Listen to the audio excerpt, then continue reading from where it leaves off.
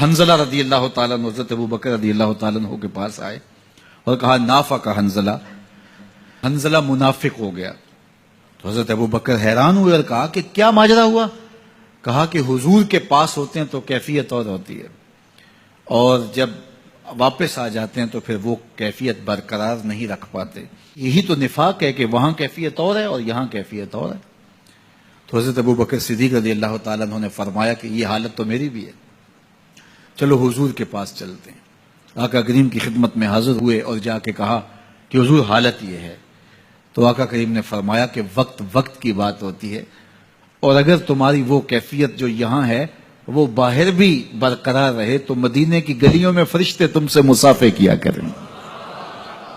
تو صحبت کا ایک رنگ اور صحبت کی اپنی ایک برکت ہوتی ہے، اس لیے اچھے لوگوں کی صحبت، اچھے استاد کی صحبت، والدین کی صحبت، اچھے دوستوں کی صحبت اور شیخ کی صحبت، یہ صحبت رنگ دیتی ہے۔ گر تو سنگے خاراؤ مر مر شوی، چوں بصاحب دل رسی گوہر شوی۔ مولا رومی فرماتے ہیں اگر تو سخت پتھر ہے، سنگے خاراؤ مر مر شوی، چوں بصاحب دل رسی، کسی صاحب دل کی صحبت میں بیٹھ گوہر شوی، تو موتی بن جائے گا۔ صحبت رنگ چڑھائے گی نا، صحبت رنگ چڑھائے گی۔ شیخ سعدی فرماتے ہیں میں حمام میں گیا تو وہاں مٹی تھی اور میں نے سونگا تو اس سے خوشبو آ رہی تھی، تو میں نے کہا تو مٹی ہے اور تیرے وجود سے خوشبو آ رہی ہے؟ تو اس مٹی نے زبان حال سے جو جواب دیا وہ شیخ سعدی نے نظم کیا کہ اس مٹی نے کہا کہ میں ہوں تو مٹی لیکن چند دن تک پھول کے قدموں میں بیٹھی رہی ہوں، جمال ہم نشیں در من اثر کر وگرنہ من ہما خاکم کے ہستم۔ میرے ہم نشیں کا جمال میرے اندر سرایت کر گیا ہے، ورنہ ہوں تو میں ذات کی مٹی۔ اللہ اکبر۔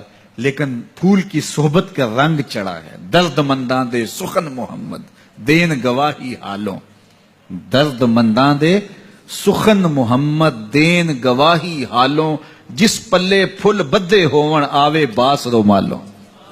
یہ صحبت کا رنگ ہے جو اثر پذیر ہوتا ہے، اس لیے ہمیں اہل اللہ کی صحبت میں بیٹھ کے، صالحین کی صحبت میں بیٹھ کے، اچھے لوگوں کی صحبت میں بیٹھ کے سیکھنا چاہیے۔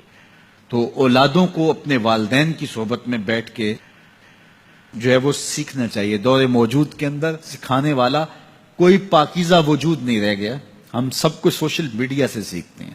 سوشل میڈیا سے آپ کو معلومات تو نصیب ہوں گی لیکن تربیت نصیب نہیں ہوگی۔ آدمی آدمی بناتے ہیں، تربیت کسی شخص کی صحبت کے نور سے نصیب ہوتی ہے۔ تو اس لیے ہمیں یہ صدق مقال اور عقل حلال یہ اچھے لوگوں کی صحبت سے نصیب ہوگا۔